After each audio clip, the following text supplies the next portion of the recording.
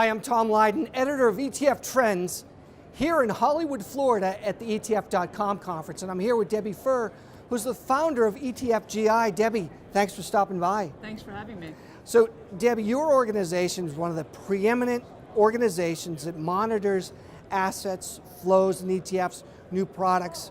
What were some of the key highlights to you in 2014? 2014 was an amazing year. If we think about things globally, the global ETF and ETP industry got to $2.79 trillion in assets. The net new assets, so creations versus redemptions, were a record of $338 billion.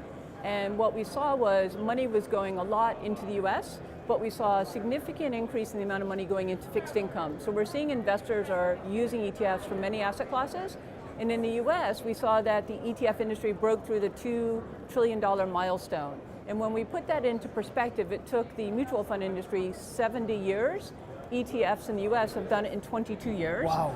And globally, believe it or not, the ETF industry is only $60 billion smaller than the global hedge fund industry that have existed for 66 years.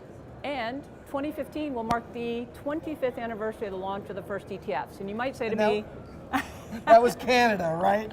Exactly, so not the US. The Spider came a couple years later in 1993. Right. And it will be the 15th anniversary of the listings of the first products in Europe. So exciting time. A lot of milestones? Yes.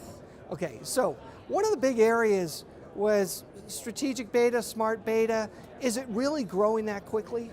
So that's a good question. So I think we have to be careful about what fits into this category. I like the term factor better because really there's been academic studies about factors that deliver better returns in market cap over time. Yeah. And not everything that is not market cap is smart. So you have to be careful. We did a study asking index providers to classify their indices as being smart or beta plus, other, or market cap. And so what we saw was last year the assets in the smart beta or factor indices grew the fastest. They were up by about 30%. The 5-year compounded annual growth rate has been about 37%. So they are growing a lot, but I think we have to be careful that people have the right expectation. Over long time horizons, these strategies will perform better than market cap, but over shorter time periods, they might not, because you do have an inherent bias. If you equal weight, you have a small cap bias. So you have to be aware of the biases before you embrace new strategies. Like always, you have to lift up the hood, look underneath. What's always the best this year isn't always the best next year, right? Exactly. Debbie, thanks so much. Thank you.